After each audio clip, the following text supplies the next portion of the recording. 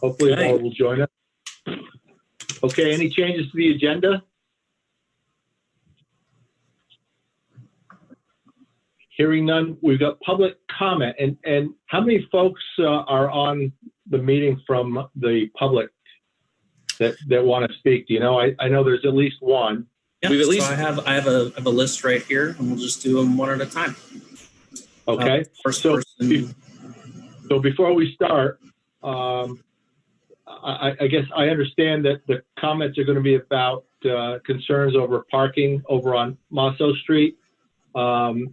And that's fine. We are talking a little bit about parking later on in form-based code, and there's some information there that hopefully you folks have had a chance to look at that may or may not answer some of your questions.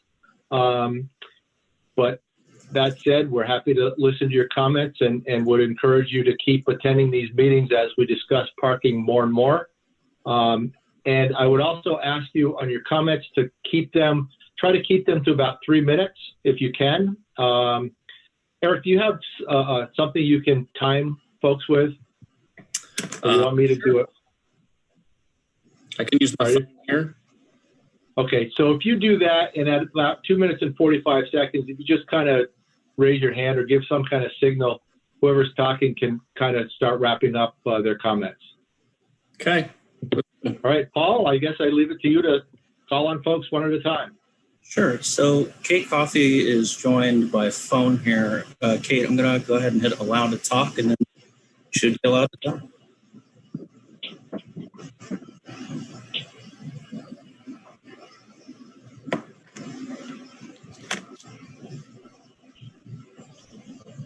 Hi, Kate. Are you there?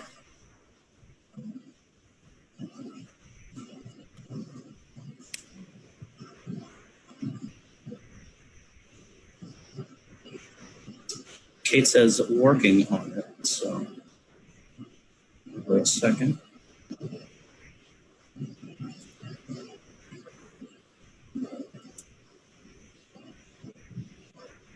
Try both here.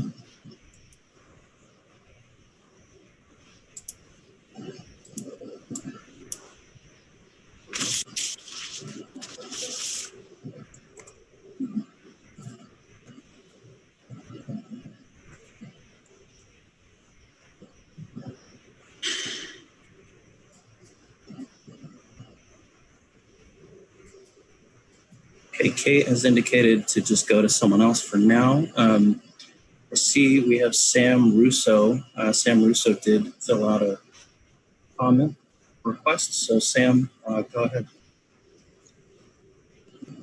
Oh, hi. I was actually not planning to comment, but I can because I filled out the request form for the city council meeting. But mostly what I'm here to do is start to learn about what the short-term and long-term plans are for Manso Street, with the short-term dead end, and then the long-term, what's going to happen with this new building that's going to be developed that seems to have an inadequate number of parking spaces. I'm concerned because there's parking now on one side of Manso Street that makes backing out of the driveways quite difficult because the parking is on the same side as a majority of the driveways on that street. And people drive rather fast down that road as a commuter path from LaFountain to East Allen. And the second issue is that there's a large number of pedestrians that do walk down the street. And at night in particular, because there's not a large number of night lights, I think that's a concerning issue because we don't have sidewalks. So I'm wondering if in the long term there's going to be a plan for sidewalks on either side of the street, and if there can be consideration for parking, moving the parking to the opposite side of the street from where it is now. Thanks. That's my comment. Thanks, Sam. I think it sounds like most of those questions are things that I don't know if Eric can put in, but questions that should be directed towards the council, like you first commented on. Say, Counselor, potentially the Infrastructure Commission, as it's infrastructure related, but yeah, one of those two. Okay, thanks again, Sam. Paul, do you have someone else? See if we can't try to get Kate back here. I see two phones. Kate, we're going to give this another shot. Can you hear me? Yes, hi. Hi. So I've been writing some questions. I think there's some question whether they're rhetorical questions. They aren't actually. But I want to talk about also the parking on Manso Street, but I also want to bring up some of the other projects going on right now in town. And particularly, I am looking at the 355 Main Street redevelopment and have some documentation from the Director of Public Works to the Planning and Zoning Manager, dated April 3rd of this year. First, I just want to say that on the 16th of April, in the design review meeting, the developer said that the city lofts project, which is referred here as supporting data for reducing parking at 355 Main, wasn't full. So he's calling out numbers, but he's saying that the lot that is building isn't even fully occupied. So I'm wondering if that really makes the data reliable.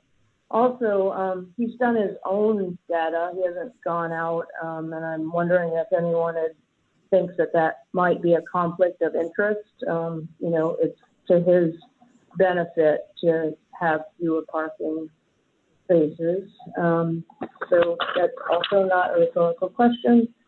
The date of the data, again, on the 16th, Nate said his building isn't fully occupied. The memo from Public Works to Planning and Zoning is 2 weeks earlier than that. And another thing that I want to bring up is, so I'm the first neighbor next to the City Lofts building, and I don't know all the folks there. I have spoken to one person over email and one person in person. And I didn't know this, and as it turns out, they can have on-site parking. They need to pay an additional fee for that. So I think that's a pretty big disincentive for filling up the lot as opposed to taking up the 3 spaces on the street, which are just as close.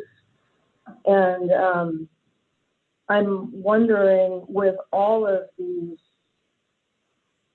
little holes, if it's reasonable for someone to question the data and perhaps go back and look at the other buildings and projects that have been allowed less parking because of data like this.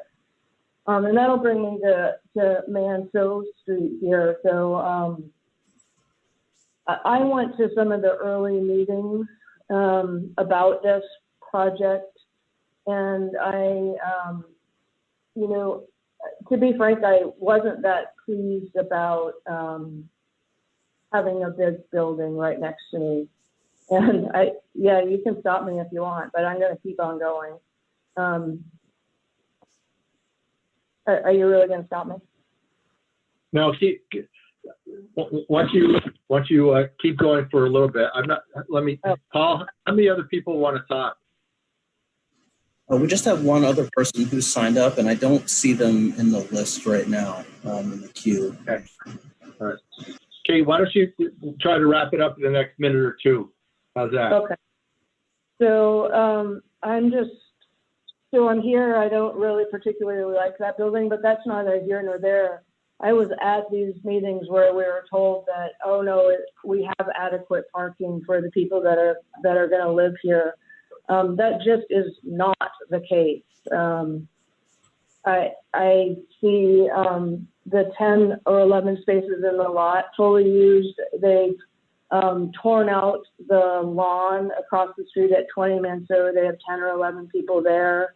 They're parking in front of Cassavant Overlook on East Allen Street, and there's a dozen or more people parked on the street. I'm going to go back and say that I didn't really want that, and again, that's not here or there. I didn't also think there would be no changes to parking. I certainly thought and think that it's reasonable for people to have guests to park. The houses here on the street have driveways. Sometimes we park on the street. Sometimes our guests park on the street, and that seems, perfectly fair and neighborly. This is not what's going on here, and I'm asking that you guys go and really look at what's going on in terms of reducing parking, allowing reduced parking, and what the effects are on city streets and neighborhoods. So, Kate, let me interrupt you if I can. A couple of things. A lot of the things you're talking about are not issues that we as the Planning Commission are going to deal with. On-street parking. I'm going to keep talking about it. That's fine. And we're glad to hear it. And I say that because some of the things you brought up are concerns that we on the Planning Commission have as well.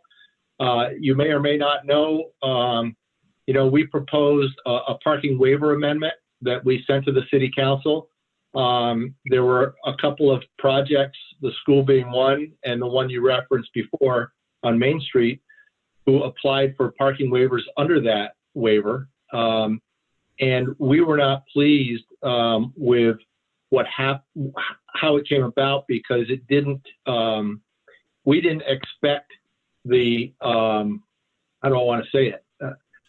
We didn't expect that it would be used, and we were concerned about the parking studies that were presented, like you are. So yeah. We petitioned the council to reject the amendment that we put forth, and they did. So that is no longer available. Now, we have been talking about parking for about, I don't know how many months, 4 or 6 months, and we continue to do so. The city is putting together a parking study that we're going to use to help us frame our conversation about parking, and if we need to make changes and what those changes might be. So that's something that's going to be happening over the next 6-12 months. I'm not sure the time frame, but I certainly would encourage you to keep tabs of our meetings, and feel free to give us any input and comments, suggestions that you have while we're doing that. And I guess I'll leave it at that, because like I said, a lot of the other things that you talked about are not things that we would deal with. We don't deal with the approvals. That's the DRB. On-street parking is something that's handled, I believe it's handled, if I remember correctly, by the city manager and or the city council. So you feel free to go to those meetings and state your issues. But here we're really dealing right now with parking, on-site parking issues. So we have an on-site parking issue. It's true. I will keep talking at every meeting until someone starts answering questions. And I don't know if you saw our agenda tonight and you got a chance to look at the current parking and loading standards. And we also had a document in there that showed proposed parking regulations for the form-based code that were not adopted. Mm-hmm. And that's something we're going to be talking about later tonight. So feel free to stay on and listen to that conversation as well. I didn't see the agenda, and I'm happy to stay on and listen. Okay, great. Well, thanks for your call. I'm going to move on to someone else, okay? Yep. Thank you. Paul? So our last submission is from a Jack Brandt and Lori Smith, but I don't see either of them here tonight. I'm happy to forward that to the Planning Commission and copy Eric. I can have it in writing, so I'll be sure to forward that. Great. Is there anyone else in the public that wants to talk? If you're on your phone, you can use *9 to raise your hand. Or for the participants that are on a computer, you should have the option to raise your hand as well, panelist side. So.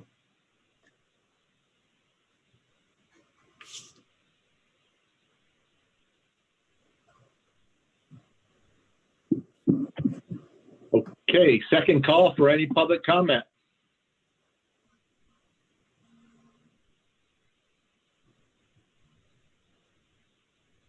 Okay, hearing none, we're going to move on. Again, thank you to the folks that did talk, Sam and Kate. Next item is approval of the minutes from our meeting of the 23rd of July. And since there's only Joe and Terry here, I'm looking for one of you to make the motion and one of you to second. I can bring those up as well if you want to take a look at them on the screen. I move to accept the minutes. Can I propose a couple minor adjustments and we can approve as amended? Sure. Just a couple minor editorial things. Joe, let me jump in here for a minute. Terry, are you okay with an amendment to your motion to approve the minutes with corrections? Yeah. Okay. They're minor things, but I would just like for posterity the minutes to reflect them.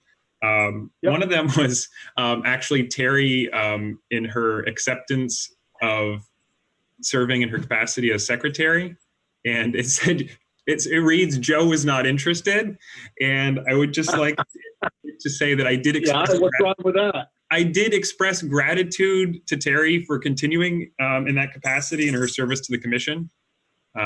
And if we could just include that in there, I think that would be useful. And to Eric as well for doing that.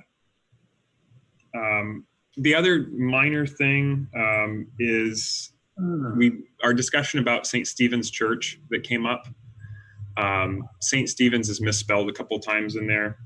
And I was just hoping that we could have the minutes reflect the discussion that occurred there, and just how I had expressed my desire to see like the city take an active role in finding a suitable adaptive reuse for that, because it is a pretty significant architectural gem for the city.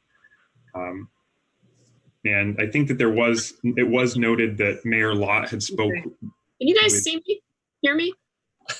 Hello, Sarah. Hi, I'm on Martin's computer. I couldn't get on, so sorry about that. I was just saying that it was noted that Mayor Lott had been in discussion with the diocese, I think, which I'm not sure is reflected there. That's correct, Christine? Thank you. Yeah. That's it. And just so you know, Eric, St. Stephen is with a PH and there's no S. It's St. Stephen. Got it. Thank you. You're welcome. Thank you. Thanks, Joe. Hi, Amy. Hi, Sarah. Hi. Welcome. We just had public comment. We had two folks talk to us, and now we're just on the approval of the minutes from our last meeting. Yeah, I was able to actually, I could actually hear them. I could hear you talking. I just couldn't, somehow I wasn't connecting, so. Okay. Well, I couldn't. I'm here now, though. Yeah, good. Eddie, do you have any comments about the minutes? No. Good. So, hearing none, I'll ask those in favor of the motion to approve the minutes. Please, as amended, please say aye. Aye. Anyone opposed? Anyone abstain? Amy, okay. All right. Review draft work plan, I guess, is the next item. That's correct. In your agenda was a draft of the work plan as we've been discussing it. since our last meeting. Basically, at the last meeting, we talked about the work plan, and we pretty much discussed including all of the items except for one, the one being the specific discussion on the form-based code. So basically keeping all the other 4 items on the work plan. So I've drafted a work plan and included it with your agenda tonight that reflects that, with some updates and some amendments to the narrative and a little more detail on the master plan goals that will be related to the items. They're not, it's not all the master plan goals, but it's, they're definitely the kind of the high level ones. So just as a reminder, it's there's 4 items on the agenda, on the work plan, the updates to the parking, to be informed by the parking study and continue to work as directed by council. Also looking at potential incentives for parking. The second item is specific incentives and aligning those with council priorities. It's not a comprehensive list that's in the work plan of the council priorities, but definitely some specific items that council has identified as priorities. So identifying incentives for land development that will support those priorities. Looking at just general zoning updates, that's more of a comprehensive review of the entire document for specific updates, and then working to continue the efforts on the historic preservation potential regulations or whatever might come from the historic preservation work that is currently ongoing. So just wanted to put this on the agenda tonight to have you review it and provide any comments back if there's any amendments or updates or changes that you'd like to see made. Otherwise, we can, I don't think we need to formally adopt it. We could if you want to, but just kind of use this as the guiding document for the coming year. Everyone good with the work plan as presented? I think it reflects what we talked about last meeting. Yeah. Okay. Good. Let's go with it. I think I don't think we need to formally accept it. Can I ask one question? Sure. A while ago, we had talked about it was when we were meeting in person still, probably last winter, about lots being combined in the gateway with lots that had been purchased that were not in the gateway. Split zoning. Yeah. Split zoning. Well, it wasn't split zoning. What was it called, Eric? Well, I mean, if it was in the context of combining lots, that's something that can be done already in the regulations under lot line adjustments. But I think Joe and Amy might be correct. It primarily came up in the context of lots under different zoning designations, Right. and addressing it from that perspective. Right. So I'm curious if we're going to go back to that again. That seems to be something that might be a hot topic right now, especially given the conversation that we just heard from the people, the one person that came from public comment about these buildings.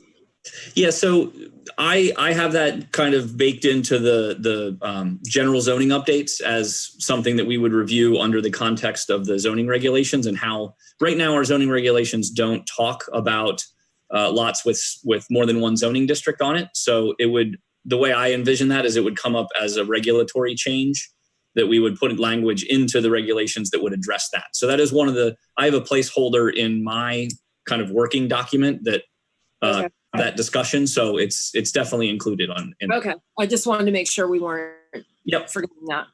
Nope. That's definitely on the list.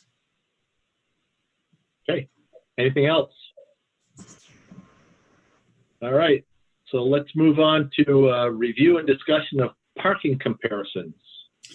Okay. So thank you very much again. So I'll call this a continuation of our discussion from the last meeting, or maybe the meeting before that. There was, as we've been talking about parking and looking at the parking regulations in the context of what was drafted but not approved for the gateway zoning district versus what we currently have in the regulations that's been approved for all of our developments except for the downtown core. I wanted to bring to you just kind of a hypothetical comparison of what that might actually look like on the ground. Again, this is really more just for a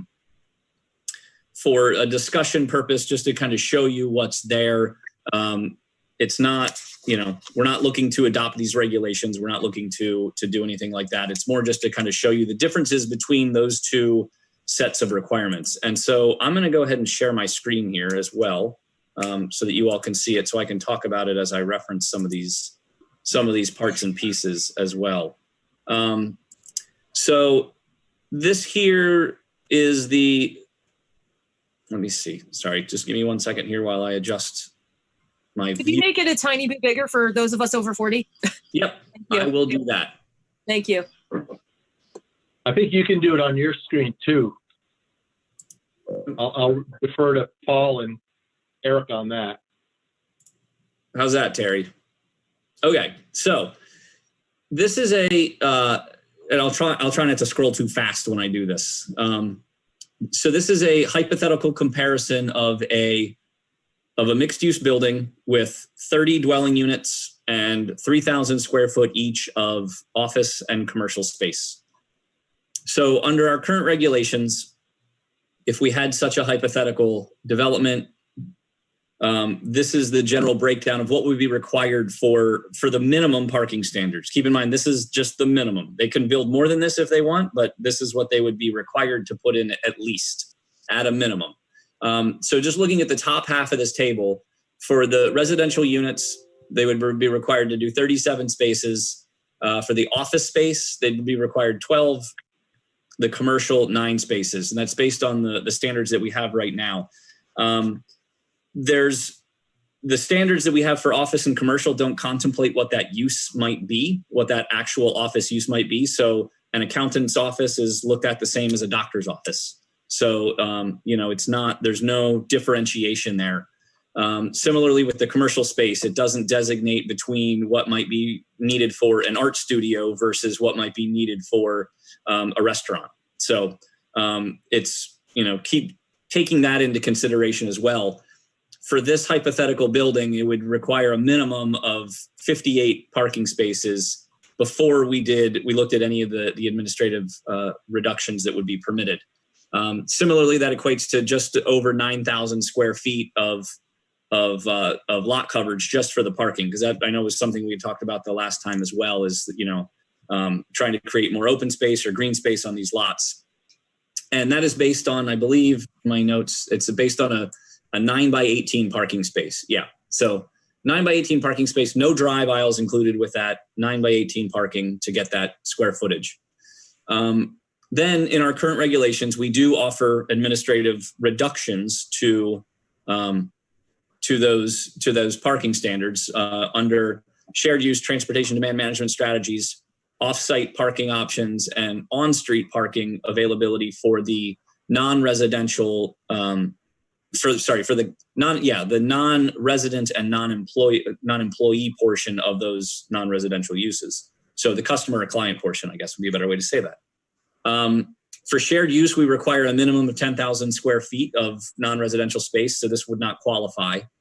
The transportation demand management gives you a 10% reduction. So of the 58 spaces, it would be 5. The off-site... Oh, Eric, I'm sorry. So that's always rounded down? Correct. Okay.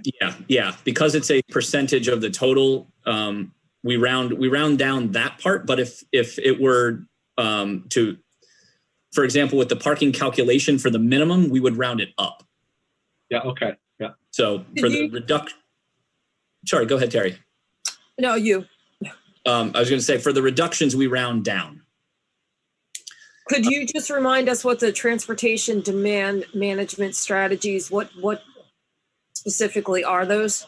Yeah, so that's things like providing bicycle parking or bicycle storage, proximity to bus stops, proximity to or having amenities like car share on site or nearby. Things of that nature is what we look at for those transportation demand management strategies.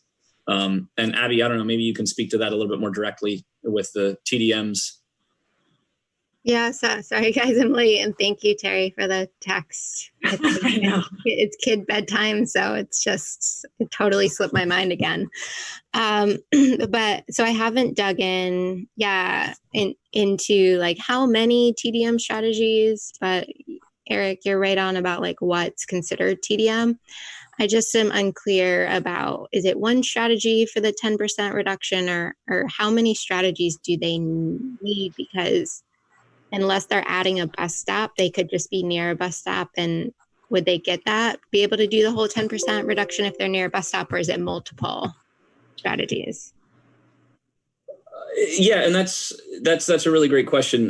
Really, the way the regulations are written is it pretty much just says that the specific strategies and the associated single occupancy trip reduction needs to be basically documented and approved for that reduction. So we don't get into the detail of how many strategies or what they specifically need to be. So that's eligible for a 10% reduction. So that'd be 5 spaces. The offsite parking, again, this is assuming that offsite parking is available. There are specific requirements around offsite parking that are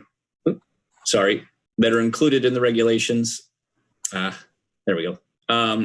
That basically say the offsite area needs to be within 1,400 feet of the site. And there needs to be a long-term agreement with the offsite location for that parking. So we allow for 20% or 10 spaces, whichever is greater. In this case, it would be 11 spaces. And then the on-street portion for the customer or... Can I ask a question about that? Sure. Just the agreement. So if there's an agreement and then the property that there's an agreement with changes hands, how does that, going forward, how does that work? So that's a really great question. I think that is something that we would probably have recorded as part of the approval, that the agreement needs to be in place for a certain amount of time and carry with the property. But I don't know if we specifically require that. I'm just looking here quick. That came up at our last meeting. I had raised that concern, and whether that actually travels with the deed or if it's something that's in the permit file. So yeah, it's not specifically clear in the regulations. It doesn't specify whether or not that needs to be recorded and carry with the property or not, but it does state that there needs to be the arrangement with the owner has to guarantee the continuous use of the required spaces for the particular uses for the duration of the uses. So can you read that again, please? Can you just say that again? Absolutely. It says, each application involving the provision of reserved parking spaces off-site shall submit written proof of contractual arrangements with the owner of the lot, which guarantees the continuous use of the required parking spaces for the particular uses for the duration of the uses. Huh. Good legalese. Yeah, So- what does that mean? So if you're As gonna I park, recall our conversation last meeting, I think it was, we talked about the point that Joe just brought up. Does it stay with the property, and how do we do that? Is it through a deed? Is it a lien of some type? Can it be done as part of the approval process? And is that binding on the property, the property that gave the easement? And how do we determine that, or how do we make sure that is something that happens in our regulation? We might need to talk to our city attorney and ask that question. Yeah, and I think it also is going to depend on each situation too, as to how we would treat it. For example, if there's a project right now under construction on Main Street that they meet the minimum parking requirements on their site, but I had requested that they provide a letter indicating that there's off-site parking available if they need it. So something like that, we wouldn't necessarily record that or require them to have that recorded or carry with the other property, because that is not a required part of their minimum parking standards. It's it was something that I requested because I wanted to make sure that they could demonstrate that if the need arose, they could point to another location for their needed parking, or for the additional parking, but it wasn't a requirement of their minimum standards. So I think if somebody were proposing an offsite location that was part of their base required minimum parking, we would look to see something recorded in the land records that would carry with the property. So an example of that is exactly what we were talking about earlier, that the developments on Mosso and East Allen Street, if I remember right. Don't they have aren't they using parking across the street in the old Dion parcel? They are not. No. They're not. No. Okay. No, they are not.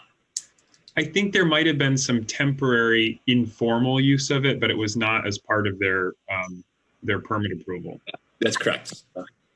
So that would be for the off-site parking, and then on-street parking. This one's always a little tricky because it's, like I said, it can be used for the client or customer portion, but not for the employee or residential portion.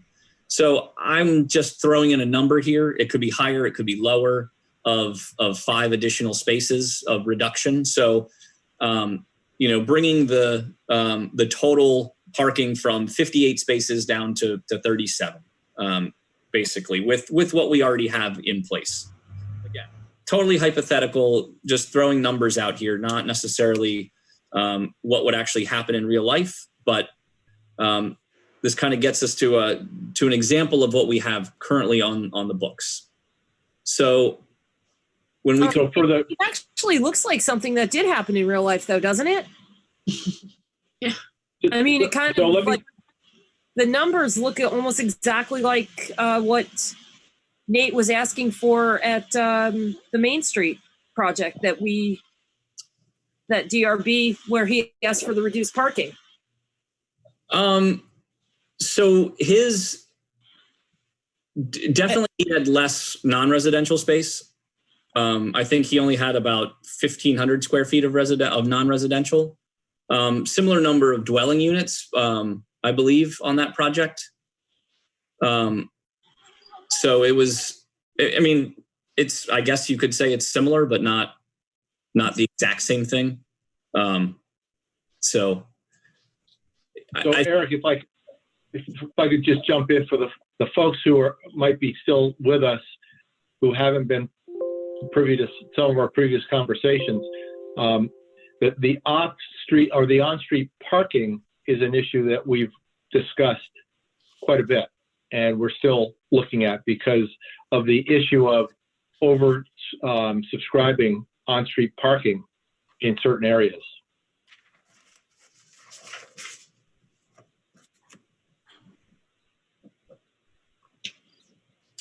I guess that left everyone speechless.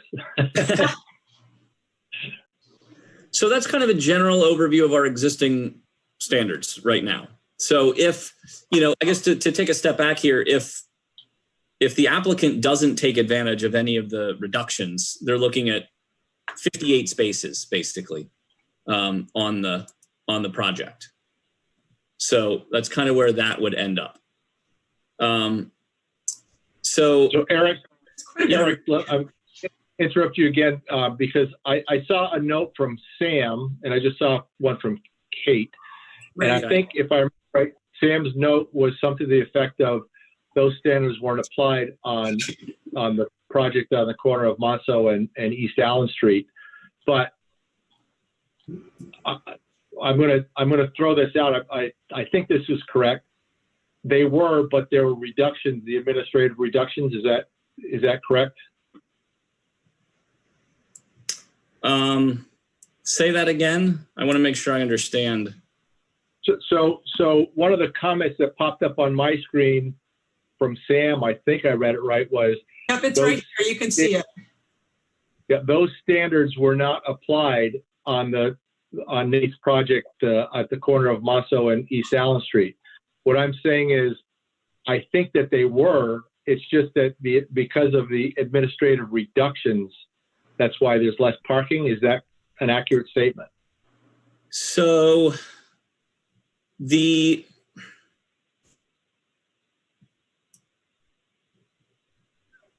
how do I want to say this? The approvals of the projects that are there now, it was kind of a phase 1, phase 2 project. So the parking, each phase has the required parking it needs for each part. It's split between the two sides though. So on the building that's currently built, I think has 12 or 15 spaces on it. And then the remaining, I think 15 spaces for that project are on the other side of the street and are part of the approval and incorporated into the approval of that project. So when that is built, the one that's under construction now, it will have all the minimum required parking it needs for its development and the remaining parking for the current building. So, but they did take advantage of some of these reductions to reduce their overall total parking needs. Not all of them, because I think the only one they were able to take advantage of is the TDM reductions. Okay. The other ones So they didn't qualify for. I wasn't mistaken. They are using some spaces across the street for the first building. But it was proposed as one project. Correct. Okay. Correct. So that's our current state. Two properties, they're considered separate properties, right? So in the future, one property could sell to someone else. So would you then, what we're saying is that parking, if we understood the complicated legalese from the statement before, that parking will be available for the building if that property sold. Does that make sense? Yes, the parking will be available for. Definitely. Yes. Okay. If one of those goes to a different owner. Correct. I believe that's correct. Okay. Okay, so this is our current standards. So just to show you the same project under what was proposed but not adopted in the form-based code would be this table. So the minimum, and again, these are just the minimums. So this is not to say some people may build to the minimum, but some also might say that's not enough for what I want, and I'm going to add more. So again, it's just the minimum that is required. Well, I'm sorry to interrupt here. Yep. The parking study film that you had sent us, Eric, that we reviewed for the last meeting. Yep. A lot of the discussion that I was hearing in that was regarding maximums. And if you don't have, it might not be relevant here, but if we could talk about if there is a maximum in place in the city of Winooski and what that might need for adjustment? So we don't currently have a maximum parking. We could go that route. Some municipalities are going that route to say that you can't build any more than this in order to limit some of the larger, what I'll call more the shopping center type developments that just have ease of parking. So I think it depends on where it's being proposed and how it's being proposed, but some municipalities do, and some municipalities have a minimum and a maximum. So you have to be somewhere in between. Okay. Yeah. So you're not overbuilding, but you're still not underbuilding parking as well. That was my understanding of what I took away from that, was that it was kind of trying to strike a balance. Because a lot of the instances that were being cited there, I don't know that they were actually. It was an overabundance of parking that was created by zoning standards, but rather by development demand at the time. And then in retrospect, they realized that it was unnecessary, or the city didn't think that it was part of their development goals. One of them also said that they had come across a situation where some of the chains or some of the pharmacy kind of places were, even recently, were putting in more than just way more than they needed, just so they always secured that parking would be available. So. Yeah, and for some of those businesses, that's part of their model is to have so much parking that it always looks like the store is empty, so people will come and shop there. Okay. Whereas, if you drive by and you see a full parking lot, you might just keep on driving to the next store. So it's, in some cases, that's their business model, is to overbuild parking, which is why some municipalities put in a maximum. Because I do recall about South Burlington talking about that they had decided against implementing a waiver because that they were concerned that there could be subjectivity coming into play in granting the waivers, and that some of the decisions might be considered arbitrary after the fact. It was one of the things that was alluded to in the film. Yeah, and I guess to continue on with that, they ultimately decided to basically eliminate all of their parking requirements. Mm-hmm. But they did implement a maximum, though, right? They kept some parking standards, I believe, in some of their residential areas, but I think for their commercial and their form-based code, I believe they eliminated parking altogether. So it's up to the property owner to determine how much parking they want to put in. Okay, and so they kept it on residential though. Yes, on some residential, yes. So. And I don't recall the exact zoning boundaries in South Burlington. The form-based code development district comprises about what geographic area? It's kind of in there. I want to say it's down kind of in the Market Street across from the mall area. I'm not exactly sure myself what the boundaries are, but I believe it's down in that area. Yeah, I think roughly the interstate to Heinsberg Road and Williston Road back a ways south towards towards the like San Remo Drive. I think incorporates that area. Okay. But it's that whole new developed city center, I think they call it. Yeah. Pretty sure that's all in the form-based code. And I'm just trying. So not all of Dorset Street is considered a portion of the form-based code district. I believe that's correct. Okay. I'm not 100% sure how far it goes down, but I'm pretty sure that the mall is part of it. I just and showed Market Street. Yeah, I just shared the map so you guys could see the form-based code map in the chat for South Burlington. And I know I'm digressing. I'm just trying to think of our implications for our purposes here. Okay, thank you. So good questions. So going back to what was proposed, it was proposed at 3/4 of a space per unit. So any fractions would be rounded up. Of those, 1/4 of the total spaces would be designated as shared use parking.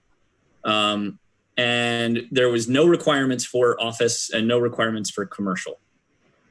So basically in this same scenario, the minimum number of spaces that would be required would be 23 spaces, and 8 of those would be designated as shared use for the non-residential portions.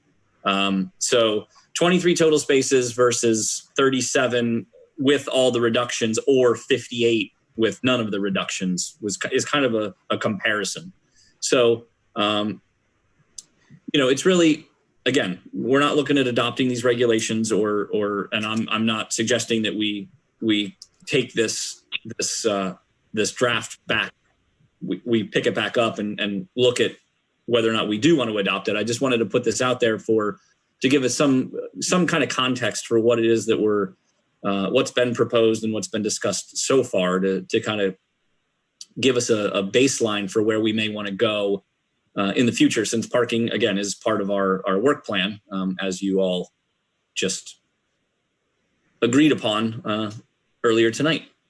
So I think this has been asked before, and perhaps Tommy had shed some insight into this as to what happened between this being proposed to what was actually adopted.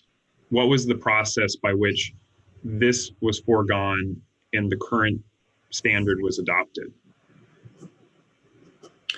That's a great question. And I'm not sure. And I don't know if, I know we have talked about this, and I don't know if Tommy really gave any good answer. And I don't know, since you were also around during those discussions as well. I know you've weighed in on this too, and I don't know if you ever provided any real concrete reasoning either. Is that correct? Mike might know. We kind of need a little bit of historical perspective here on this.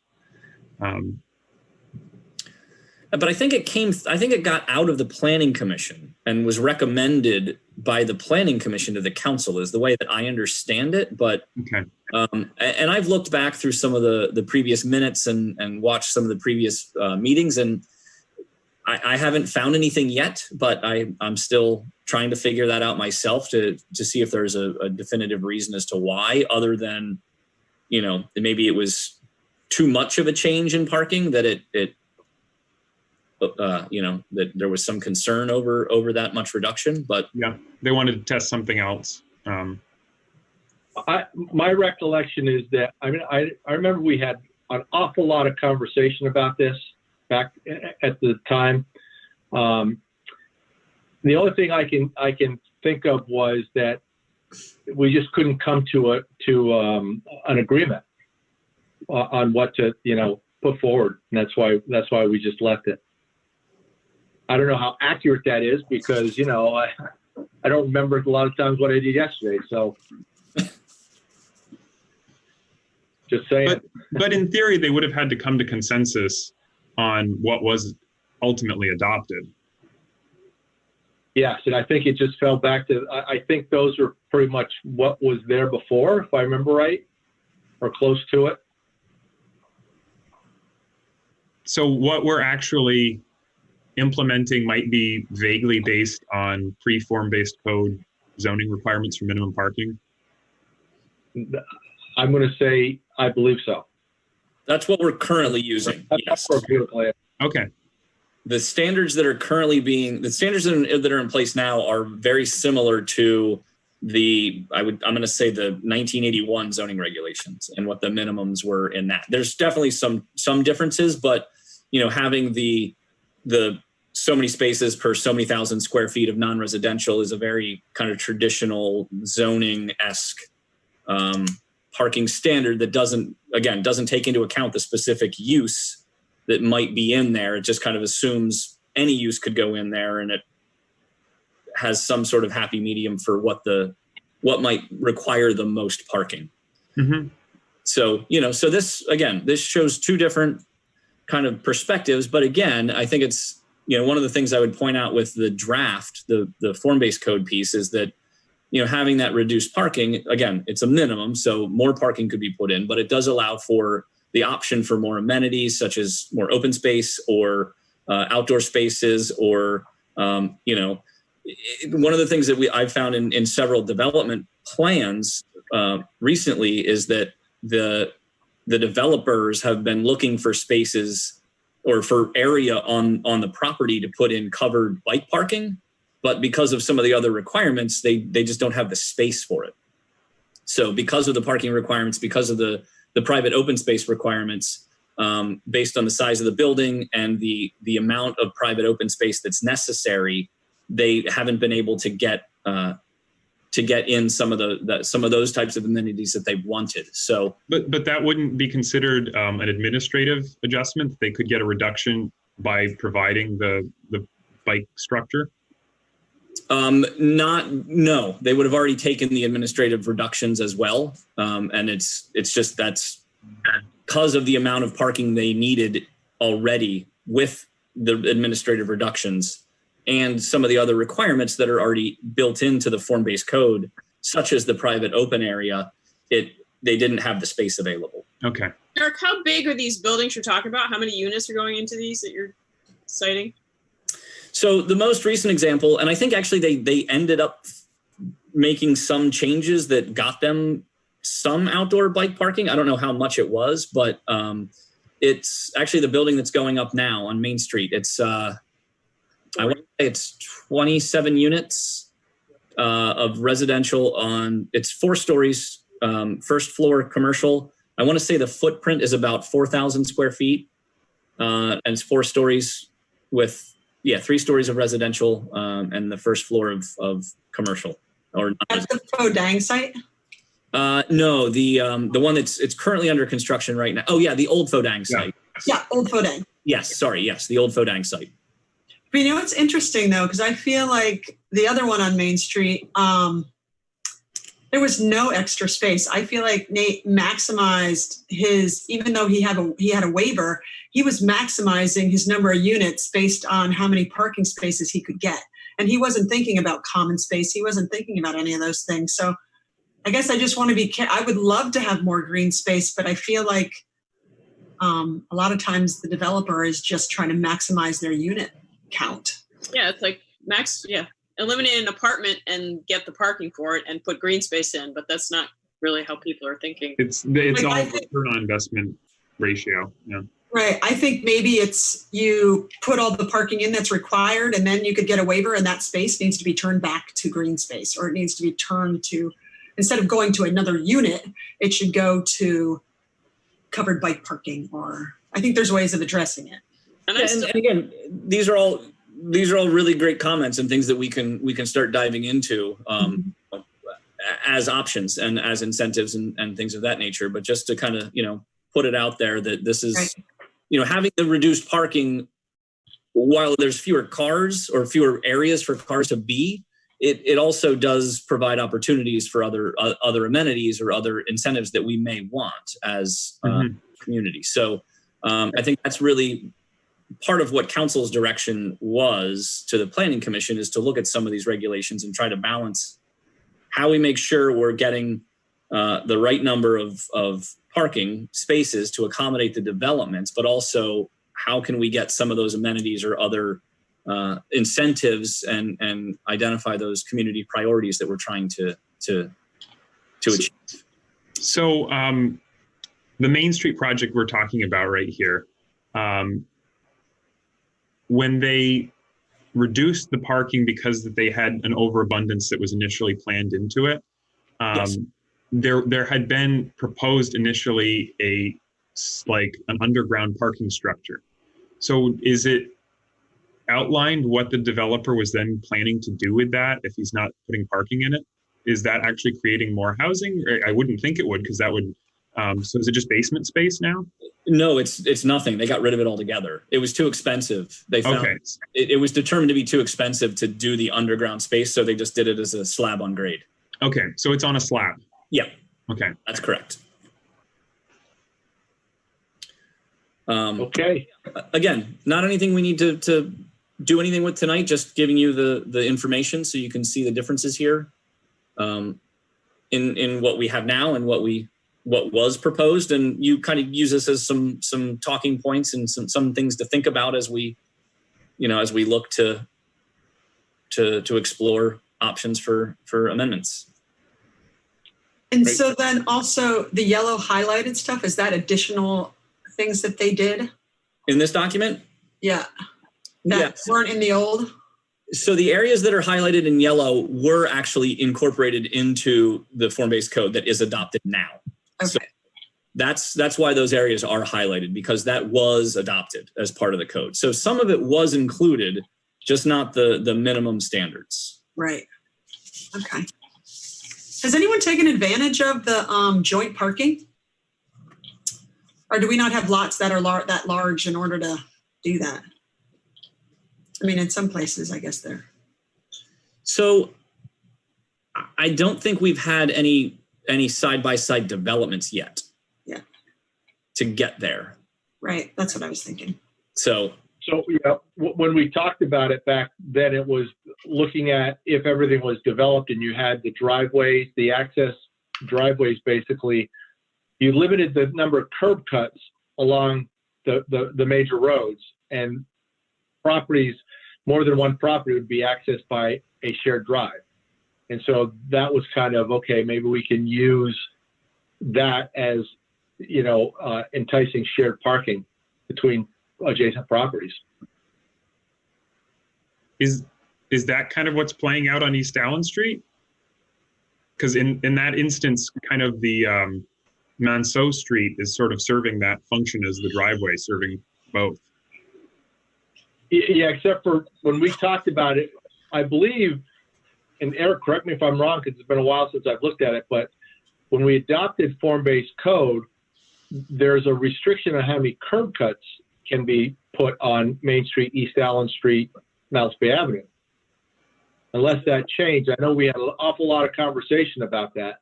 There's a restriction to the number of curb cuts that can be put into a lot and how they're spaced along the road, not necessarily a number way. Right, but for example, if lots are small and there's not enough distance between two curb cuts, they would put in a shared drive, I think. Correct. Yeah, okay.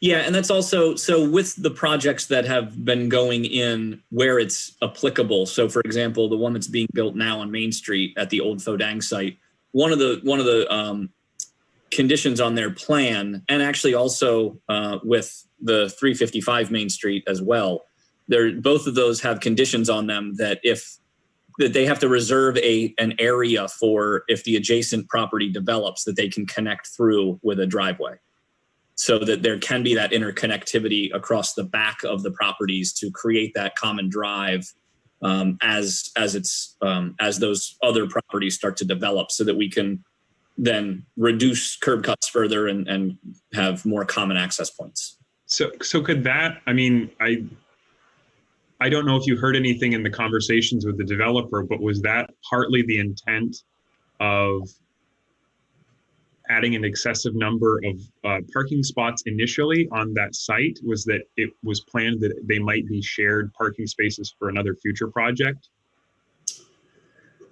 I don't think so, but I can't remember, quite frankly. That was a while ago when that came through. So that's fair enough. I'm just trying to think about if it's worthwhile for us to explore, is a maximum what's needed.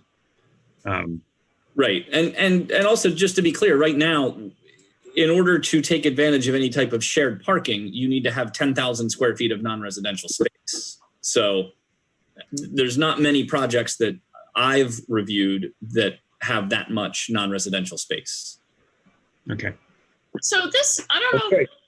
this is a question, it's maybe not completely directed to this conversation. Maybe the mayor can answer this, but so we have about 7,500 residents in Winooski, correct? More or less. And Roughly. what are we shooting for in terms of how many people, how big do we want the city to get?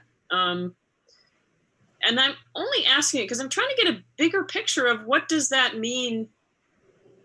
How many cars is that? How many parking spots is that in sort of a larger thinking? Sort of master plan.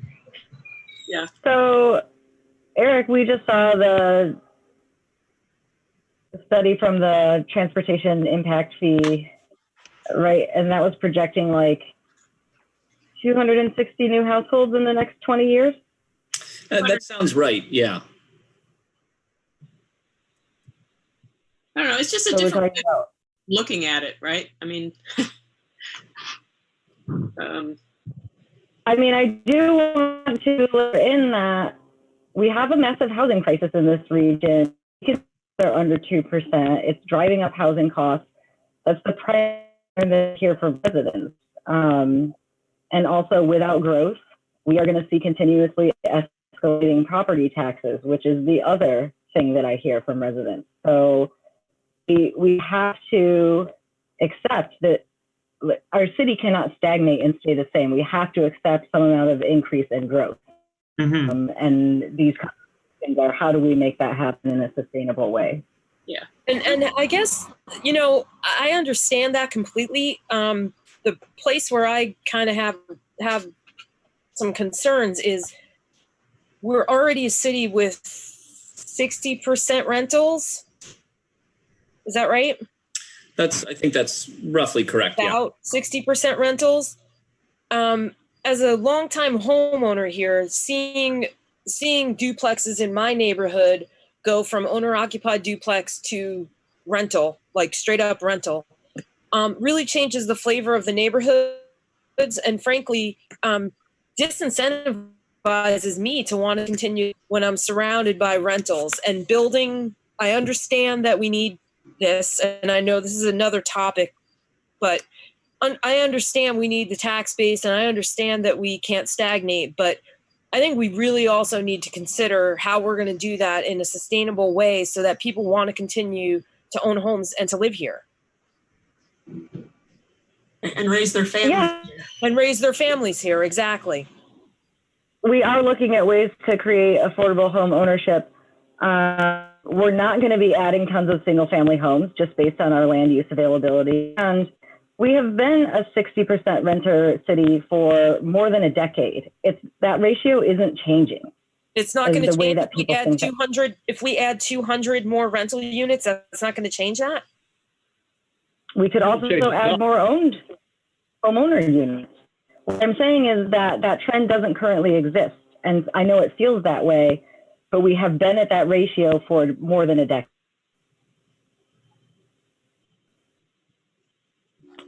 I would also add in that decade, we have, I think, been a leader in Chittenden County in adding housing.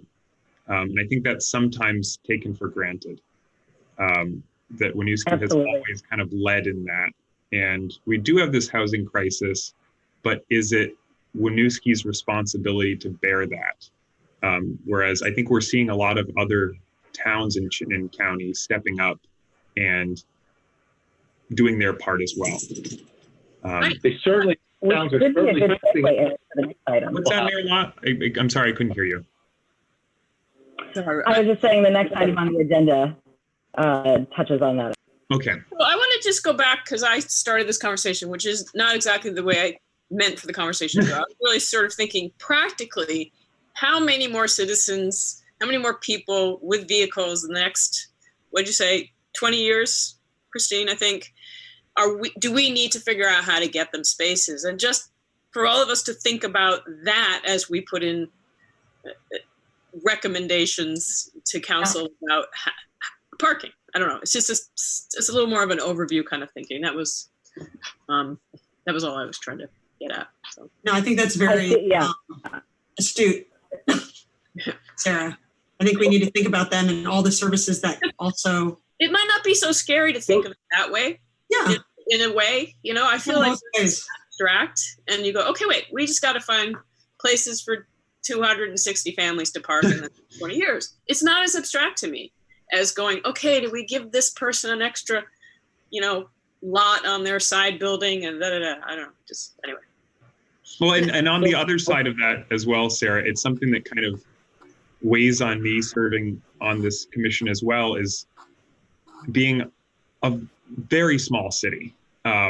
What is sustainable, and how much do we project growth to occur here? Because we are already the most densely populated square mile in the state. In northern New England, actually. We're the densest city in northern New England. And I think that's great. It's one of the reasons why I live here. But I will echo the concerns about being, Winooski is becoming more of a desirable place to live and buy a home, especially as our school, gets better, or people learn that our school is better than the reputation, but we're not really providing homes for families at this point. But that's my aside. My main point that I go back to every time we have this conversation is like, great, I don't want a bunch of surface parking lots in Winooski either. But until we provide real alternatives to driving, it's like we're shooting ourselves in the foot. We're just like pretending that people are going to do something other than drive and other than park on residential roads until we provide them an option, like a safe biking city, or like even sidewalks on streets. Sidewalks, good public transportation. And we live in a city that doesn't have a single inch of painted bike lanes. That's crazy. Like even the bike lanes that exist in the city aren't painted because the city doesn't allocate budgets to maintaining them. So who feels comfortable? Let me jump in if I can, because it's getting towards 7:45, and I appreciate the conversations. We put this on the agenda really for information, and I know it stirred a lot of good conversation.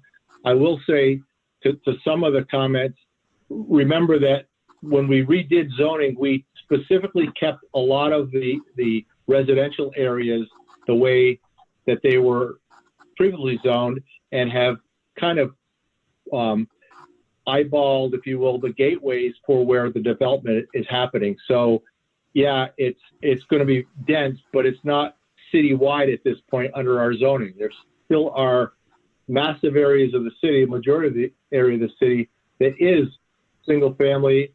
Duplexes are allowed by law. I should say a second unit is allowed by law. So we can't legislate for just single family homes. The other thing is that, you know, I also have the concerns about rental properties.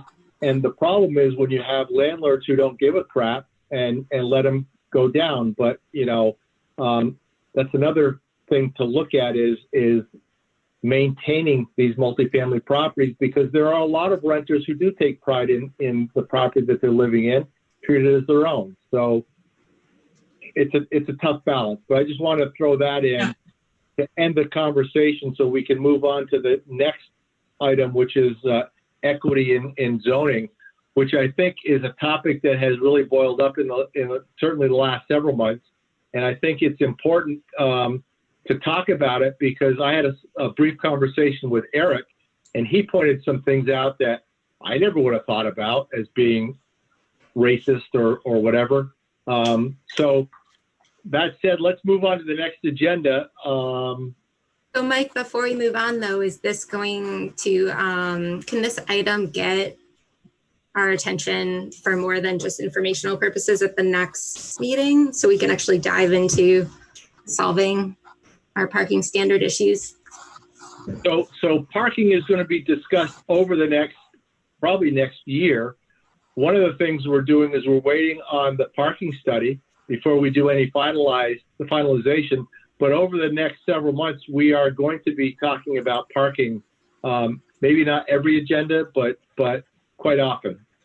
And sorry that I missed this, but when is the parking study going to be undertaken and completed by? So I'll cover that under city updates. Okay. Yep. Okay. Great. All right. So now let's move on. Could you make this a little bit bigger again, Eric? I'm sorry. Yep. Sure. Thank you. Sure. Yeah. So this is maybe I can't. Let's see. Mm-hmm. Hang on. Well. All right. Well, that's the important in the top where it says you are viewing Eric Orwald's screen. There are view options, and you can undo side by side and make it full screen. So this is an item that I wanted to put on the agenda, really more, again, for discussion, just to kind of start getting folks thinking about this. You know, it's really, this agenda item talks about land use and equity, and I'm really kind of combining two things in one here. Obviously, issues of race and equity and equality have been really in the forefront right now with a lot of community discussions, and the city of Winooski through council has been working on some of these issues for some time now. So it's not a new topic for the city, but one of the things I've been looking at lately is, you know, how do some of our land use policies potentially impact some of these decisions, and how do they potentially make the situations better or worse? In a lot of cases, you know, when we look at zoning, it's inherently, by definition, is designed to segregate uses, and in some cases to kind of segregate groups of uses or people that might be in those uses. So keeping zoning districts that are only for single family and zoning districts that are only for multifamily is, you know, it's not necessarily always the case, but it is kind of, you know, at its core, there's definitely some notion of segregation in our land use regulations. I've been thinking a lot about this lately and kind of trying to figure out what our land use regulations might look like, or how to kind of start evaluating what changes could be made. At the same time, The state Senate has actually passed a bill, S-237, that gets to some of these issues. It's intended. It's an act relating to promoting affordable housing, is what it's called. But it starts to kind of touch on some of these issues as well, as far as what uses are allowed where and how uses can be regulated specifically. So I wanted to bring this forward to you because it may have again, I need to very strongly caveat this whole discussion by the fact that this has only come out of the Senate. It still needs to go through the House, and the two sides need to agree on what the final document looks like. So, but this is just the start of the Senate bill at this point. This is what came out of the Senate at this point. So this is kind of where the discussion is beginning. Also, some of what's included in here are the way that I've interpreted the language.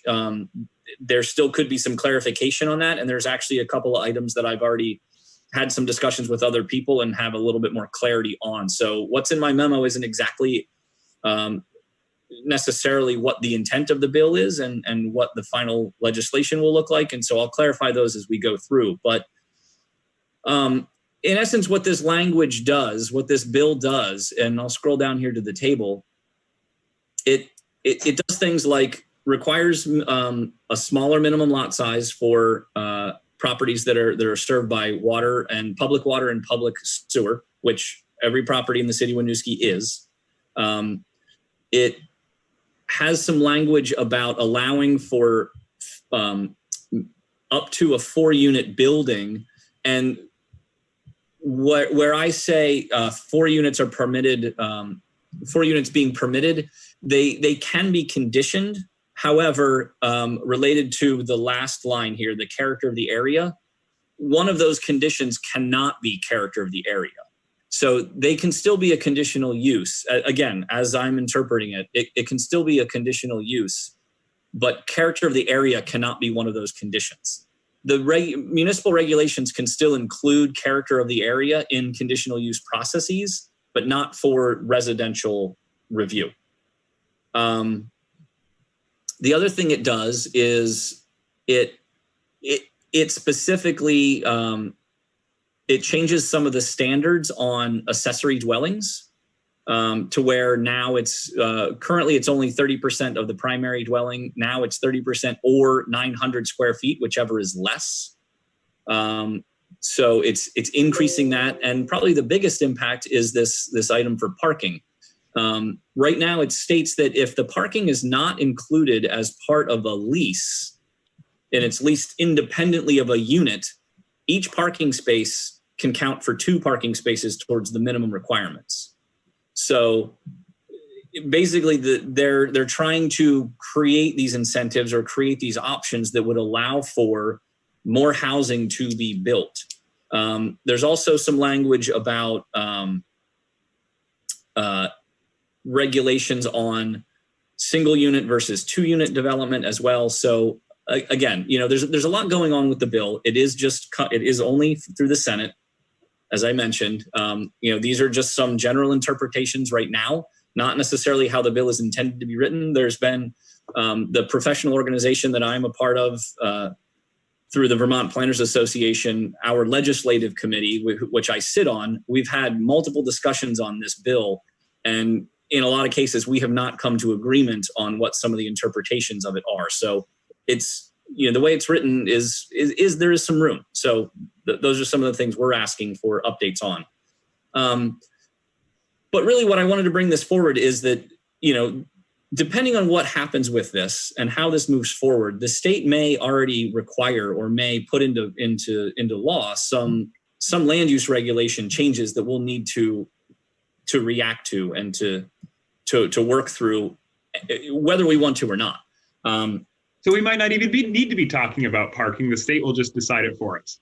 Potentially. I mean, we'll still need to update our regulations, but yeah, we might have some guardrails that we need to work within on some of these regulations. So I wanted to put this information forward on the agenda tonight, again, just so that we can start thinking about whether or not we want to start getting in front of some of this and using this as we review our regulations and how we make make potential recommendations for amendments. So as just to give you some examples real quick, our current regulations, from the residential side, we have 3 residential zoning districts, an RA, an RB, and an RC. The RA district is it requires a minimum 10,000 square feet. It's got a 40% lot coverage requirement. It allows single family dwelling units by right, and it allows accessory dwelling units by right, which the state requires accessory dwelling units to be allowed by right. It does not permit 2-unit development anywhere, period. The only way you can get a 2-unit development in the RA district is if you have your single unit and you add an accessory dwelling to it, thereby, in essence, creating 2 units. But because we have an owner occupancy requirement, it's that kind of, the idea is that that's going to be a smaller unit, and the owner of the property needs to live there. But it's still, at its core, it's still a 2-unit building, but there's no option for more of a traditional duplex, which is kind of mirror image units. So what happens when I live in that district, I build an accessory dwelling unit, and then I decide that I don't want to live here anymore, and I sell it to Joe, and Joe decides that he's just going to rent it out? Well, if duplexes, if 2-unit development is not permitted in that district, and in your district it is, Terry. So, but Yeah, let's assume it's for not. example. Right. For example, if Joe wanted to, in this example, if Joe wanted to rent it, he wouldn't be allowed to. He'd have to get rid of that accessory dwelling. Is there some mechanism to enforce that? Do we enforce that? We try to the best we can. Owner occupancy is hard to track and hard to know, because we don't, unless, I don't know if you live in your house or not, and we're not out regularly checking to make sure that the record lives at the property where there are accessory dwellings. Mm-hmm. So in most cases, though, if a 2-unit is permitted, we would treat it as a 2-unit at that point. So it's a challenge. I won't mince words about it. That it is a challenge to enforce the owner occupancy requirement. So just to forgive me if I'm out of line for asking this, how can that not be? Is there any way that could be used to create better zoning? Is that whether something is declared as a homestead could affect development plans for it? I'm not sure I understand the question. If a property is considered to be a declared homestead under state tax laws, if that could affect, rather than something that's a for-profit unit, whether that could affect flexibility and potential accessory units. That's a good question. Typically, zoning does not really get into the tax side of things. So I don't know if there really would be any bearing on the land use implications other than the tax implications in a situation. And I think, Joe, that you declare what percentage of the building is owner occupied. Yeah. So, and the other thing to remember too is that even a single family home can be rented. Sure. So Joe could buy that example and rent it as a single family, just have more bedrooms, because if you put an accessory dwelling unit, can you expand the building by a certain amount, Eric, to put one in, or does it have to stay within the existing shell? No, you can expand the building. You would need to. So it's like 20, 30% or something, right? Well, the unit itself cannot occupy more than 30% of the primary structure, but you could add on to the house to make more space. You just couldn't. You'd be limited by how the unit. So if Joe is the shady landlord, he rents it to one family with 18 people And 16 cars. Maybe. And 20 cars, whatever. No, this is kind of purely a hypothetical. I'm just trying to think as far as alleviating. No, right. as a remedy to like affordability issues, and we're talking about accessory dwellings, whether more flexibility could be used if somebody has actually declared a property as their homestead. I don't know that this might not make any sense at all. I think the challenge would be having to coordinate the land use piece of it versus the tax side of it, because the tax side can always change. And that's one of the things that we always have to keep in mind, or that I always keep in mind when looking at potential amendments or updates to regulations, is the enforceability of it. Yeah. How it makes sense to try to enforce something like that. So I'm just thinking that the city should have the information of whether the owner of a property is declaring that as their homestead. Right. Yeah. Like that should exist.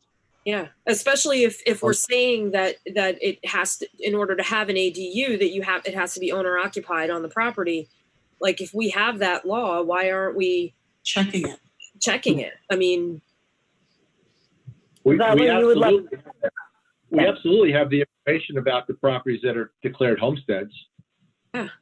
That's how you get taxed. Sorry, Christine. But whose job is that? And how much staff time, how much of your tax dollars do you want to pay a staff person to be randomly checking that information? How important is this compared to other work that and again, I'm just throwing this out there because I would think that should be reasonably accessible information. Yeah. And this might not logistically make any sense. I'm just trying to think about as affordability for people actually living in the city rather than somebody who's just potentially a developer.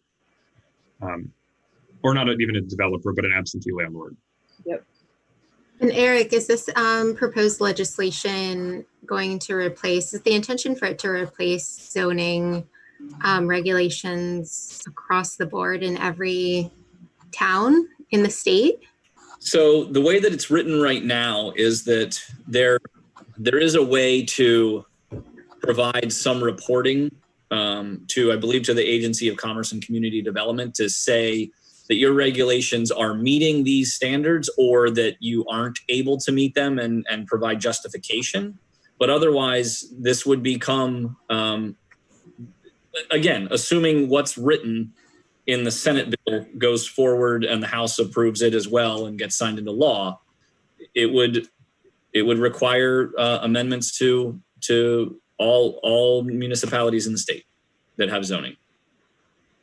and I have one other question about it too. It says land use regulations and equity. So can you just explain that to me? Yeah. So how does this create equity? Yeah, no. So the purpose of that is to look at the fact also that we have some land use categories, some zoning categories where we're only allowing certain uses and not having, like, for example, in our RA zoning district, we only allow single unit development as a residential use or an accessory dwelling. With that, we allow up to 2 units, but one of them has to be a single family dwelling. So the equity piece of this comes into, should we be allowing more residential types of uses in more zoning districts so that we are able to create more housing throughout the whole city? You know, it's right now our largest lots are the ones where we only allow for single unit development. Where, you know, so we have some lots in the city, and I did a quick analysis of this where we have, you know, there's a property over on, I believe it's on Shepherd Street. It's about a third of an acre. So it's, you know, about 12,000, 13,000 square feet, where it's got 2 units on it. But it's got plenty of room to put more units on it, but they can't put any more than 2 because of the zoning district they're in. So they just have a really, really big yard. And there's multiple other properties on the same block and adjacent to it that have 3 and sometimes 4 units. The RB zoning district. Similarly, we have a property on Mallett's Bay Avenue that sits on, I believe it's 0.03 acres. So it's on 1,200 square feet, and it's got 4 units in it. So, you know, we've got a lot of inconsistency just with because of the historic development pattern of the city. You know, we have developments that are not currently consistent with our regulations, but we have areas where we've got large lot development that could have more units on it. Now, that's not the same thing as saying that if we allow for 2-unit development in our RA district by right, that everybody's going to have to build a second unit. I mean, that's obviously they can and they can't. That's their choice. So it's the equity piece comes in with trying to, for lack of a better word, trying to blur some of these lines between zoning districts to allow for more uses by right, primarily in the housing sectors, so that we can have, so we create more housing opportunities throughout the city. So therein lies the conflict that we had just been discussing is this proposed legislation basically, I mean, it could double the number of units we have in the current residential zones, and gets into all these things that we've been talking about: parking, home ownership, rental units, all that kind of stuff. Well, and it's to a that big point, thing. though, Mike, to that point, sorry to interrupt you, but to that point, the municipalities still do have control over things like building, like lot coverage, like setbacks, like parking requirements. So it's not to say, again, that just because it's allowed, it's going to happen.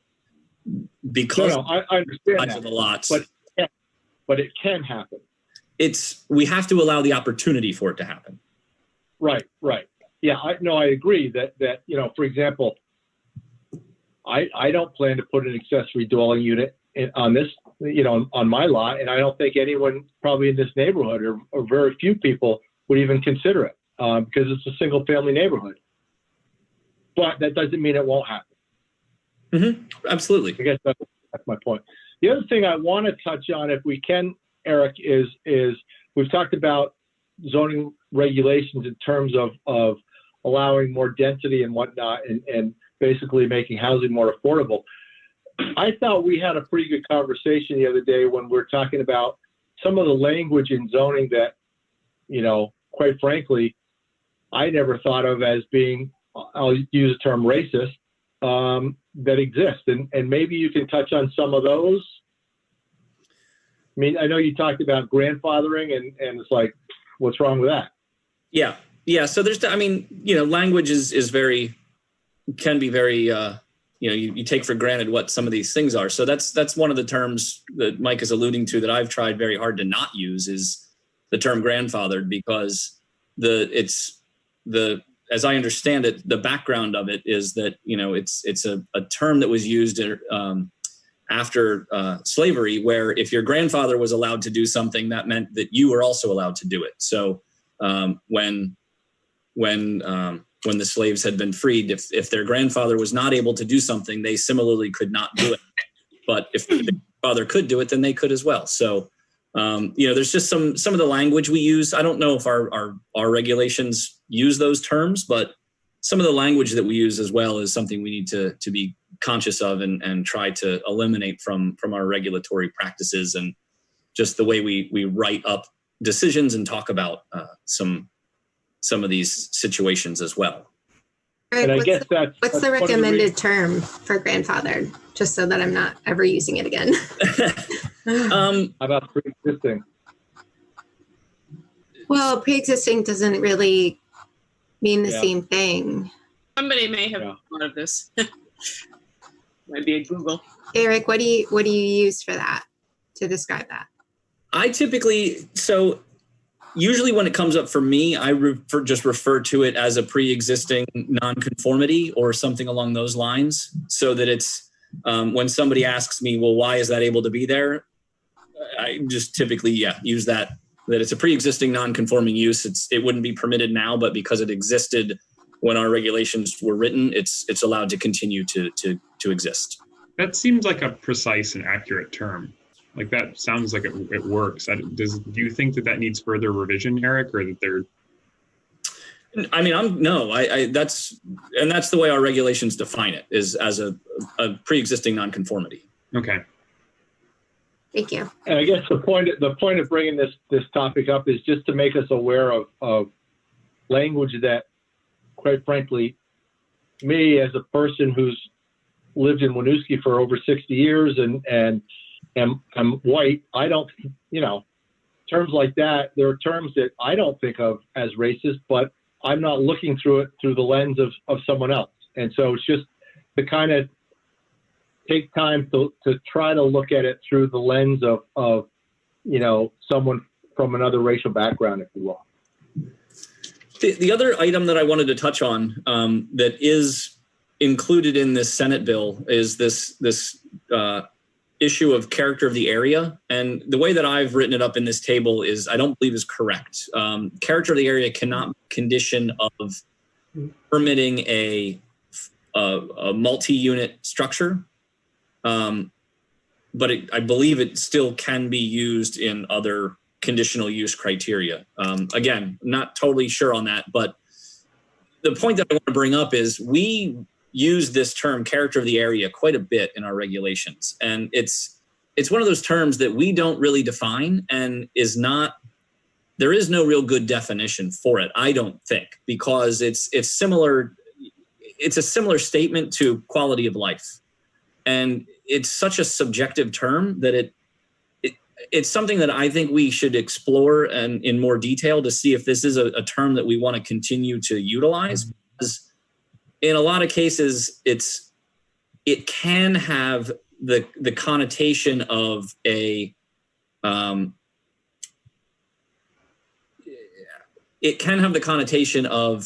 Mike, I'll use you as an example here. That the neighborhood you live in, it has a certain character, which is single family, maybe a little more affluent or more older Winooski type development where it's, everybody knows everybody, and to disrupt that character would be to allow somebody who we don't know into the neighborhood, or to allow an accessory dwelling or a detached cottage to come in that somebody might rent would completely disrupt the character of this neighborhood. And it's really more of it's often used as I don't want anybody who's not like me in my neighborhood. Not necessarily consciously, but it's again, it's one of those subjective terms that can play into some of these biases. And so I think that's a little bit of a subjective interpretation of it as well, too. Absolutely. I don't disagree with that at all. But continue. So what I was going to say is I think that's something we should at least be cognizant of as we're looking at some of these other amendments to our regulations, that may be a term that we want to look at differently. And the mayor has her hand raised, but virtually yeah. In person. I am really glad that we're having this discussion. And I think particularly when it comes to this phrase about the character of we need to think about who is involved in the overall discussion. And frankly, in this group specifically, we frequently discuss homeownership versus renting. And as to my knowledge, we don't have that voice at the table. I don't think we have any brand new resident voice here. This is something, we don't have all of the voices we want at the table ever. It's something that we are trying to do better at with all of our commissions and the council. But I think particularly when it comes to a discussion that is this subjective as character of my neighborhood, if you're having that conversation and not thinking about whose voice isn't there, that's incredibly problematic and can really lead to exclusion that Eric is describing. I definitely feel what you're saying, Mayor Lott, and I've observed that myself on this commission, that we are missing those voices. And I've noticed at all of our planning commission meetings, it's most often people who are homeowners who end up voicing concerns. That's often the voices that we hear. And consequently, I think it's because they tend to have more of a vested interest in the outcome because they've attached themselves in a way to the community. I would love to hear, I don't know, and I think we've talked about this too, is how do we bring more of those people into the conversation? Mm-hmm. We need to do direct invitation. I talked to someone recently who didn't believe that they could be involved in commission work if they were not a property owner in Winooski. So I think that's something that the council needs to talk about, how to how to let those people know we want them there and they can join us. Yeah. Well, and even as somebody who is a homeowner, I felt for a long time that way. And I think I brought this up a number of times at meetings, is that it does seem a little bit oblique at times, how to become a part of the process. And I think I had mentioned this too, but again, to your point, Mayor Lott, like I had wondered about, like, could notifications like this be sent with the tax bill? But again, that's a segment of the population and not the broader demographic. Again, I think the other point of bringing this up and specifically keying on this character of the area language is that, you know, I think what I want to try to do is find these terms or these statements that are so subjective that they don't really have they mean anything to anyone, and to try to figure out alternative language that we could use, or if we are going to use these, to put specific standards on what that means. So there is some level of understanding, so that when, you know, right now when our development review board is reviewing a conditional use, one of the standards is how it fits with the character of the neighborhood. And we always have the discussion of, you know, well, what does that really mean? And everybody has a different opinion about it. So I think we're going to continue to use these types of terms. We as the Planning Commission, or you all as the Planning Commission, I think we need to make an effort to define what exactly we're talking about with those terms, or get rid of them altogether and find something else to use as the metric. I think that came up as well when we were working on the master plan. That was like part of the introductory statement, and what that word character meant. Absolutely. Joe, some people felt it had negative connotations. Some people thought that it meant like maintaining the appeal of certain aspects of our city. I'm really glad you brought that up, because the strategic vision statement for the city in the housing section does reference character of the neighborhood. And we all specifically took that out when we were writing the master plan as the introduction to that section. So it's already something that we've had experience with, you know, having that subjectivity to that language. So, that conversation I do remember, and I think it was Palace who had an issue with it. And Palace had thought that character kind of meant something that could be kind of like not as a positive quality, but like something that kind of could infer negative aspects of that were deficiencies in a neighborhood that you were preserving. Yeah, it could go either way. And so that's, you know, it's, anyway, something to... my question is, how would that, because thinking about what we have as far as a consultant working on a document for possibly proposing a historic preservation regulations, how would that affect? Because I know that, like, the state often views, when they're assessing a historic building, it's through the lens of, well, does this compose part of a historic district? And like, is a historic district considered to be like part of a neighborhood character? And again, I think that goes to the need to define that. So if we're defining it as a historic character and what that actually looks like, I think there needs to be something behind it, not just the statement of character of the neighborhood. Or not a nebulous term that can be exclusionary. Exactly. Yep. Absolutely. And I think, going back to the point that the mayor brought up, I think we need to do some brainstorming about how we can get more people involved, especially when we start talking about items that are renters or you know, whatever it might be. As you know, you look at our makeup, we all basically look the same, right? And how do we get new Americans, people of different races, people of different, you know, socioeconomic categories, people, renters versus homeowners? How do we engage those people?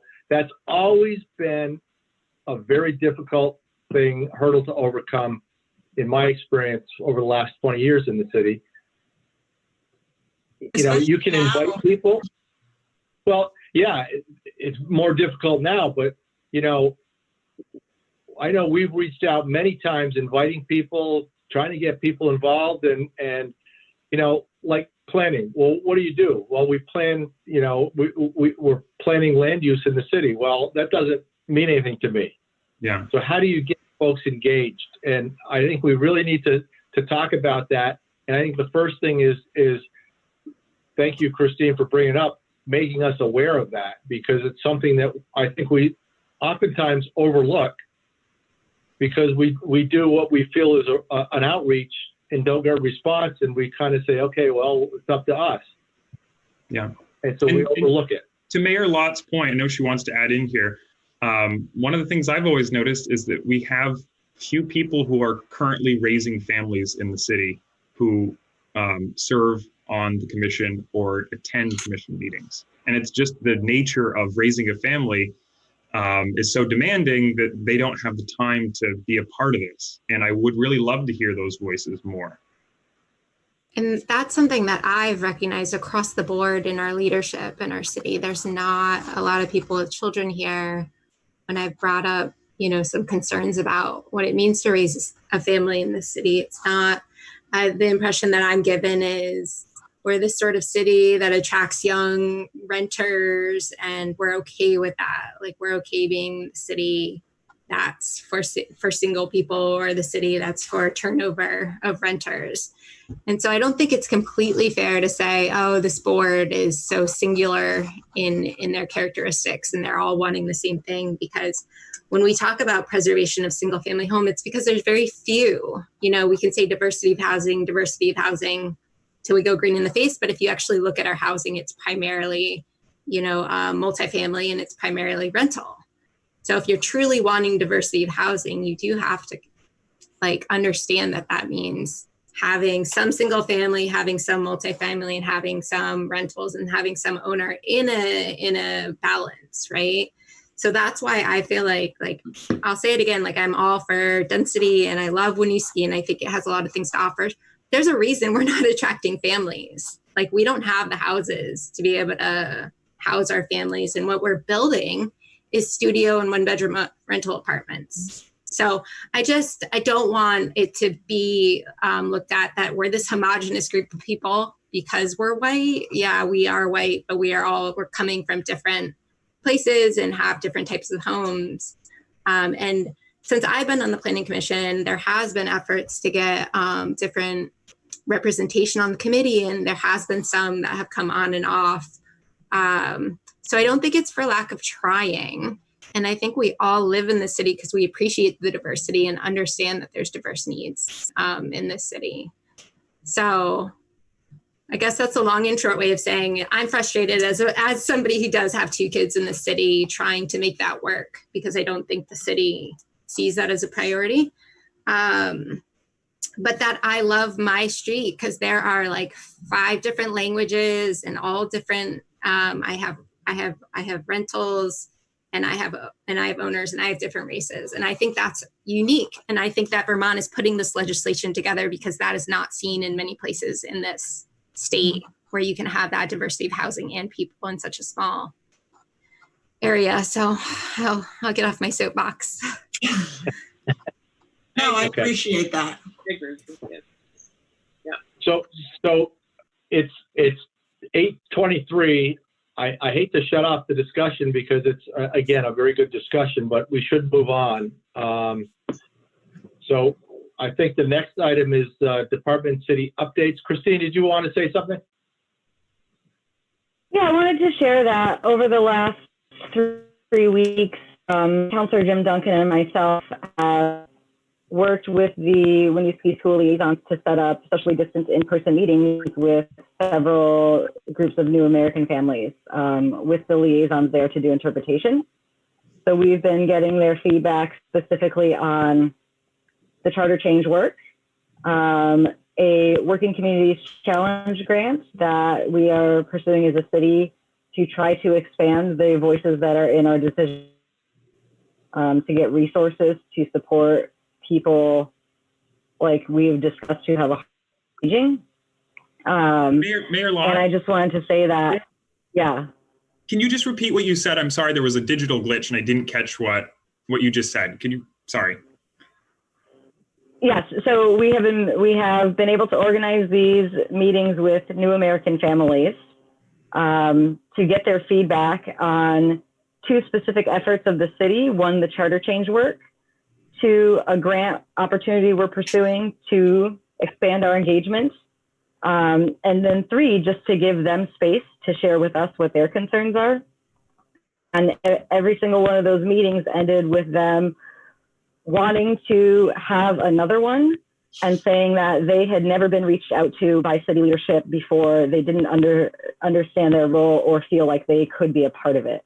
And so I think that is a step towards, like, it shows that we have to reach out to people in their way, and not just keep inviting them to come here. So I think we are making slow progress.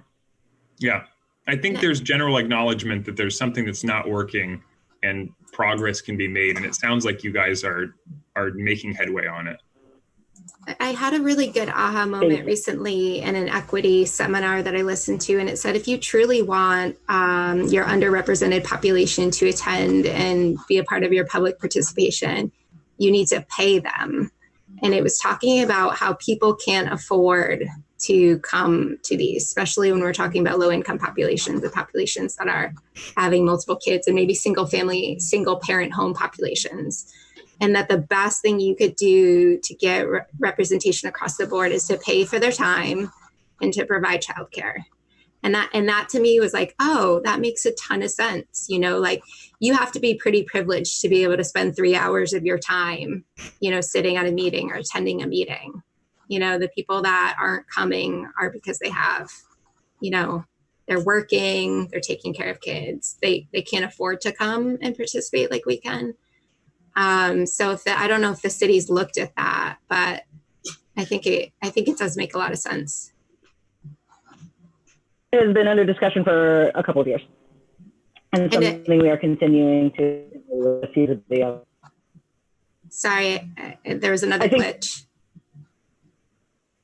My internet's terrible. Yes, this is on our radar, and these are supports that we have been discussing, and we'll continue to look. Great, and whatever you can share with us will be much appreciated to help us. Okay, I will have a summary. Okay, I'm going to cut this off because it's closing in at 8:30. Eric, city and department updates. Yeah, just 2 quick updates. First, at the last meeting I mentioned about the historic preservation work that's going on, and that the surveys had been completed and that there was a map that showed all that. I was mistaken. The initial round of surveying has been done, but there is more detailed work that needs to be done on multiple properties. So it was really just the first round. So it's not that information is not ready for prime time yet, or as of the last time I checked, it was not. So that's why you have not seen it. I didn't want to share something with you that was not fully complete as far as what the survey work showed, because there were a lot of properties that still need some additional follow-up. So when that is available, I will share that with you all so that you can see that information. And I believe they're still trying to figure out how to do some of the outreach and public engagement given the circumstances we're in. So stay tuned for that as well. The other item I wanted to update you all on is about the parking study that we applied for funding through the Unified Planning Work Program with the Regional Planning Commission.